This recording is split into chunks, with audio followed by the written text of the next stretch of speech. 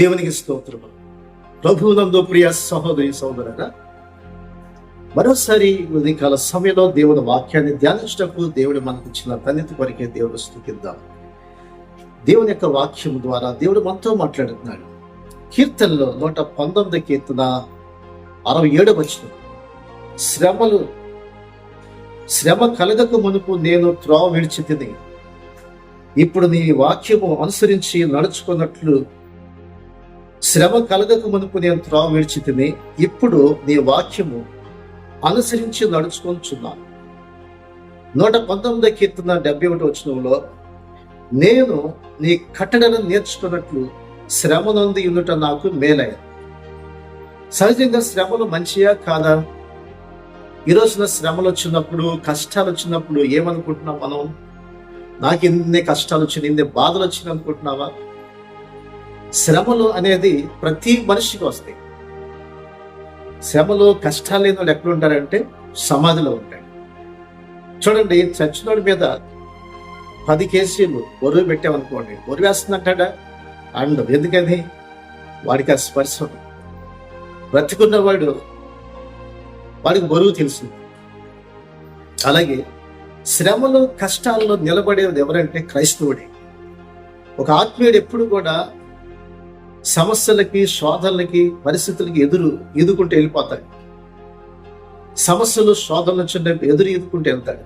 చూడండి, బ్రతికున్న చేప ఎప్పుడు కూడా ప్రవాహానికి ఎదుర్కొంటూ వెళ్ళిపోతుంది. చచ్చిన చేప కొట్టుకుపోతుంది. అలాగే ఆత్మీయంగా జీవించే ప్రతి ఒక్కడు కూడా లోకంలో ఉన్న సమస్యలు, శోధనలకు ఎదుర్కొంటాడు. చూడండి, పొట్టు ఎగిరిపోతుంది, గింజలు మాత్రమే ఉంటాయి. అలాగే శోధన, సమస్యలు వచ్చినప్పుడు నిలబడే శక్తి ఎవరికి ఉంటుందంటే దేవుల్లో నిలబడేటువంటి వాడే ఉంటాడు. కాబట్టి ఆత్మీయంగా దేవుని కొరకు నిలబడేవాడే ముందుకు సాగుతాడు. కాబట్టి శ్రమలు అనేది ప్రతి మనిషికి వస్తాయి. కాబట్టి శ్రమల ద్వారా మనకి దేవుడు నేర్పించేదంటే ఒక విధేయత నేర్పిస్తున్నాడు. అందుకే దావీదు అంటాడు, నేను నీ కట్టడలు నేర్చుకున్నట్లు శ్రమ నొంది ఉందట నాకు మేలైందన్నాడు. శ్రమ నొంది ఉంటే నాకు మేలైంది. ఎందుకో తెలుసా? కట్టడలు నేర్చుకుంటున్నా. శ్రమలు రావడం వల్ల, కష్టాలు రావడం వల్ల దేవుని పాదాల దగ్గరికి వచ్చి ప్రార్థిస్తాం. అందుకే అంటాడు, శ్రమ కలగక మునుపు నేను త్రోవ విడిచిపెట్టేసా. శ్రమలు లేకపోతే త్రోవ విడిచిపెట్టేస్తాం. కష్టాలు లేకపోతే, శ్రమలు లేకపోతే ప్రార్థన మీద ఉండదు, వాక్యం మీద ఉండదు, దేవుని మందిరానికి వెళ్ళిన ఆశ ఉండదు, ఏది ఉండదు. కానీ శ్రమ వచ్చినప్పుడు దేవుని వైపు మనం చూస్తాం. కష్టం వచ్చినప్పుడు దేవుని వైపు చూస్తాం. ఒక రాజు అనగా రాజకుమారుడు, ఒక శత్రువు రాజు తను పట్టుకొని బంధించి తన గోడ మీద అతన్ని కట్టేశాడు. గోడ మీద కట్టేస్తే, అయితే ఆ యొక్క గోడ పక్క నుంచి ఒకడు వెళ్తున్నాడు. వెళ్తుంటే ఈ రాజకుమారుడు ఏం చేశాడంటే, నాకు కట్టేసిన సంగతి నా తండ్రికి తెలియపరుస్తాడేమో అని అతడు ఆ వెళ్తున్న చెట్టు వాడికి తన కళ్ళ ముందుకి తన చేతుకున్నట్టు బంగారు కడి తీసి విసిరేశాడట. ఏం గలే వాడు వెంటనే ఆ కడియం ఆడి కళ్ళ ముందు కనపడంగానే పట్టుకొని చూసబ్బా, నాకు బంగారం కడియం దొరికింది, చక్కగా ఆ పిల్లకి వివాహం చేసుకోవచ్చు, దీంతో అది సంబరపడిపోతాడు. ఇంకా ఎదుగుతాడండి, ఇంకేమైనా కనిపిస్తే అని ఇటు చూడలేదండి. రెండో కడియం వేశాడు. వేస్తే అది ఎతికినప్పుడు వాడికి 2వ కడియం దొరికింది. అప్పుడు ఎదుగుతాడంటే వాడు, అబ్బా నేను ఒక పొలం కొనుక్కోవచ్చు అని అనుకున్నాడంట, ఇల్లు కొనుక్కోవచ్చు లేకపోతే అనుకున్నాడంట. అంతేగాని అతనికి వేసిన బంగారం వేసింది ఎక్కడి నుంచి పడిందని పైన చూడలేదు. అప్పుడు ఈ రాజకుమారుడు ఏం చేశాడంటే, ఒక కంకర దగ్గర ఉంటే తీసి నెత్తి మీద వేశాడు. ఏం కానీ అబ్బా అని పైన చూశాడంట. చూడంగానే అప్పుడు కనపడ్డాడంట.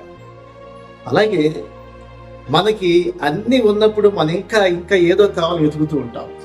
కానీ శ్రమ వచ్చినప్పుడు దేవుని వైపు మనం చూస్తాం.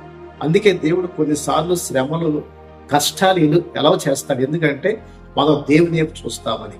అలాగే యేసోబు జీవితంలో కూడా అనేక శ్రమలు ఎదుర్కొన్నాడు.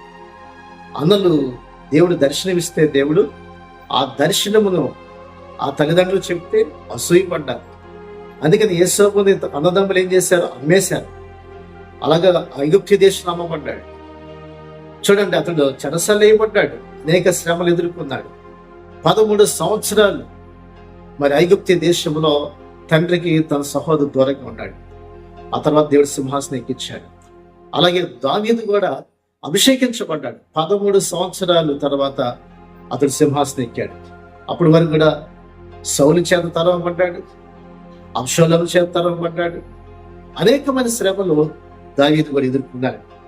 అలాగే మోషే మరి హిత్తులైన తన మామ మందను మేపుతూ 40 సంవత్సరాలు అరణ్యంలో ఉన్నాడు. 40 సంవత్సరాలు ఐగుప్తులో 40 సంవత్సరాలు, అలాగే అరణ్యంలో 40 సంవత్సరాలు ఉన్నాడు. ఆ తర్వాత దేవుడు దర్శించిన తర్వాత 40 సంవత్సరాలు ఎండకి ఎండాడు, వర్షాలు తడిచి. ఆ తర్వాత దేవుడు పిలిచి ఇశ్రాయేలు నడిపించడానికి దేవుడు నాయకుడిగా ఏర్పాటు చేసుకొని మరి మోషేని దేవుడు నడిపించాడు. గొప్ప నాయకుడైనాడు మోషే.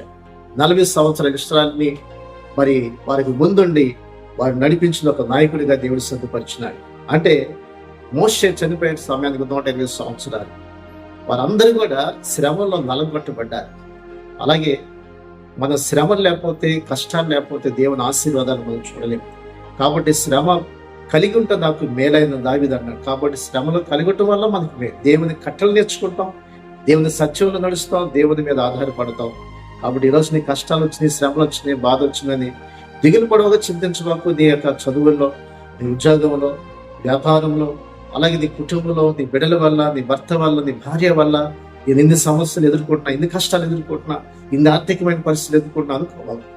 దేవుడు కొన్నిసార్లు ఎలా చేసేది దేనికంటే అది మన మేలు కోసమే, మన దేవుని మీద ఆధారపడటాన్ని నేర్చుకోవడానికి కోసమే. కాబట్టి ఈ రోజున ఏం జరిగా మనకు మేలు జరుగుతుంది. కాబట్టి నువ్వు దేవుని మీద ఆధారపడు, దేవుని చూడు, ప్రభువు నీ జీవితాన్ని ఆశీర్వాదకరంగా చేస్తాడు. అట్టి కృప దేవుడు మనకి ఇచ్చినట్లు ప్రార్థన చేసుకుందాం.